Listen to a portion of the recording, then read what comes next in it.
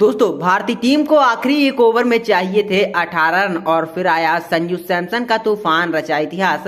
दोस्तों आज की इस वीडियो में हम आपको बताने वाले हैं कि भारत और वेस्टइंडीज के बीच तीसरा वनडे मुकाबला खेला गया और इस वनडे मुकाबले में आखिरी ओवर में यानी कि आखिरी 6 गेंदों में जरूरत थी भारत को 18 रन की और स्ट्राइक पर थे संजू सैमसन। तो क्या कुछ हुआ अंतिम ओवर में और कैसा रहा अंतिम ओवर का रोमांच, क्या है पूरे मैच का यानी कि वार्म मैच का हाईलाइट, सब कुछ बताएंगे आपको इस वीडियो में। लेकिन उससे पहले अगर आप भी संजू सैमसन को एक बेहतरीन बल्लेबाज मानते हैं तो इस वीडियो को लाइक करके चैनल को सब्सक्राइब कर लीजिए और साथ ही आप संजू सैमसन की शानदार बल्लेबाजी को देखने के बाद 10 में से कितने नंबर देना चाहेंगे नीचे कमेंट बॉक्स में जरूर बताएगा।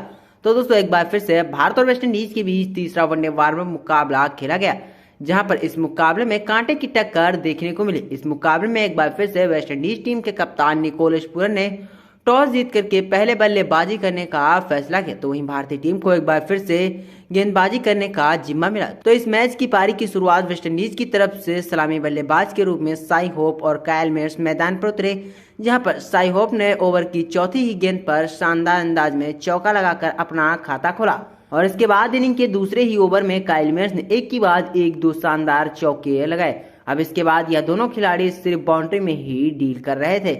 इन दोनों खिलाड़ियों के बीच शानदार साझेदारी चल ही रही थी कि 10वीं ओवर में साझेदारी को ब्रेक करने के लिए आए मोहम्मद सिराज ने शानदार बल्लेबाजी कर रहे कायल मेयर्स को 30 रनों पर आउट करके पवेलियन का रास्ता दिखा दिया और वेस्टइंडीज की टीम को यहां पर पहला झटका दे दिया। अब वेस्टइंडीज की टीम 10 ओवर में 1 विकेट के नुकसान पर 60 रन बना चुकी थी। अब क्रीज पर आए नए बल्लेबाज समर ब्रुक्स ने आते ही शानदार अंदाज में चौका लगाया। अब वेस्टइंडीज की साझेदारी बहुत ही अच्छी तरीके से चलने लगी थी। पारी के 18वें ओवर में समर ब्रुक के बल्ले से लगातार 2 शानदार छक्के देखने को मिले और इसके बाद पारी के 21वें ओवर में दोनों ही खिलाड़ियों ने 68 की पारी भी कर ली थी। ठीक अगली ही गेंद पर साई होप ने 2 रन लगाकर अपना 68 पूरा किया, लेकिन ठीक ही इसके अगले ओवर में समर ब्रुक्स अक्षर पटेल का शिकार बने और 30 रन बनाकर अपने व्यक्तिगत स्कोर पर पवेलियन लौट गए। इसके ठीक ही बाद भारत की तरफ से गेंदबाजी करने आए युजवेंद्र चहल और वेस्टइंडीज की तरफ से एक बार फिर से बल्लेबाजी करने आए ब्रेंडन किंग और ठीक वैसा ही हुआ जैसा कि दूसरे वनडे मुकाबले में हुआ। आज ब्रेंडन किंग भी अभ्यास मैच में भी कोई रन नहीं बना सके और बिना खाता खोले एक बार फिर से पवेलियन लौट गए। वेस्टइंडीज की टीम के विकेट तो गिर रहे थे, लेकिन वेस्टइंडीज के सलामी बल्लेबाज साई होप लगातार शानदार एक बार फिर से प्रदर्शन कर रहे थे। अब 35वें ओवर में बल्लेबाजी करने आए कप्तान निकोलस पूरन थोड़ी देर तक तो शांत रहे और दोनों खिलाड़ियों के बीच धीरे धीरे 68 की साझेदारी पूरी हो गई।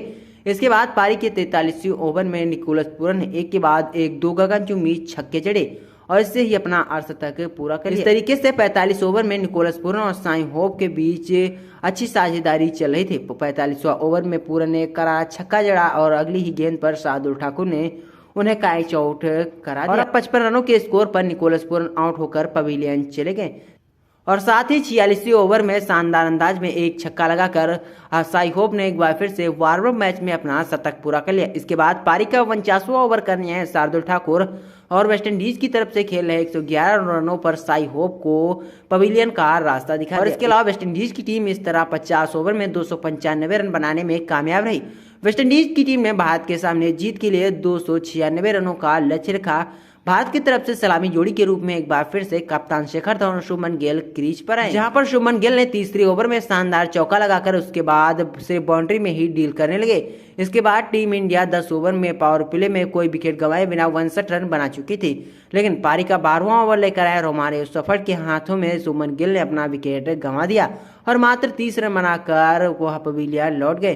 पारी के 13वें ओवर में गब्बर ने शानदार अंदाज में चौका लगाया, लेकिन 17वें ओवर में गब्बर भी कायल मेयर्स का शिकार बने। गब्बर ने 42 रनों की पारी खेली और गब्बर आउट होकर के पवेलियन चले गए। इसके बाद बल्लेबाजी करने आए नए बल्लेबाज सूर्य कुमार यादव क्रीज पर आए। आते संग ही शानदार अंदाज में सूर्या ने चौका लगाया और सूर्या ने स्टार्ट में थोड़ा रुक कर बल्लेबाजी की, लेकिन जैसे ही सूर्या सेट हुए और 25वें ओवर में एक के बाद एक 2 गगनचुंबी छक्के देखने को मिले और 27वें ओवर में सूर्य कुमार यादव ने अपना अर्धशतक पूरा कर लिया, लेकिन अर्धशतक पूरा करते ही दुर्भाग्यवश सूर्य कुमार यादव रन आउट हो गए। इसके साथ बल्लेबाजी करने आए संजू सैमसन तो आज अलग ही रंग में नजर आ रहे थे। संजू सैमसन और श्रेयस अय्यर के बीच अच्छी साझेदारी चल ही रही थी कि ऊपर से श्रेयस अय्यर 42 रनों पर बल्लेबाजी कर रहे थे, लेकिन अल्जारी जोसेफ ने उन्हें क्लीन बोल्ड करके पवेलियन का रास्ता दिखा और इसके बाद बल्लेबाजी करने आए शानदार ऑलराउंडर दीपक हुडा। बल्लेबाजी करते हुए शानदार अंदाज में उन्होंने 2 चौके लगाए। अब भारतीय टीम बिल्कुल कंट्रोल में ही थी। अगले ही ओवर में संजू सैमसन ने शानदार अंदाज में छक्का लगाकर अपना अर्धशतक पूरा कर लिया। अब भारतीय टीम का एक के बाद एक विकेट गिर रहा था, लेकिन प्रैक्टिस मैच में संजू सैमसन जमकर रन बना रहे थे। 47वें ओवर में संजू सैमसन ने लगातार बैक टू बैक 2 चौके जड़ दिए और अब आखिरी 2 ओवरों में भारत को जीत के लिए 40 रनों की जरूरत है। स्ट्राइक पर थे संजू सैमसन। 49वें ओवर में भारतीय टीम ने 25 रन ठोंक दिए और भारतीय टीम को अब आखिरी 6 गेंदों में 15 रनों की जरूरत थी और एक बार फिर से स्ट्राइक पर ही संजू सैमसन थे।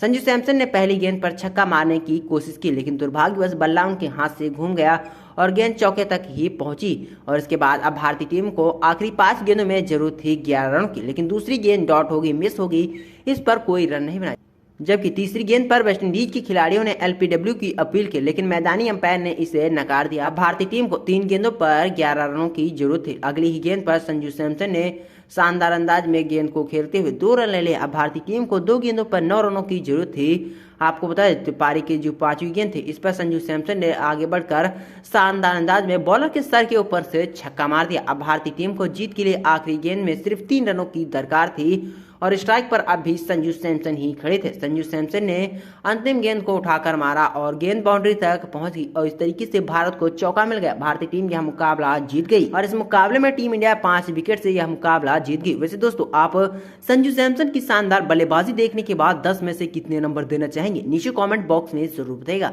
दोस्तों वीडियो फिलहाल इतनी, मिलते हैं अगली वीडियो में।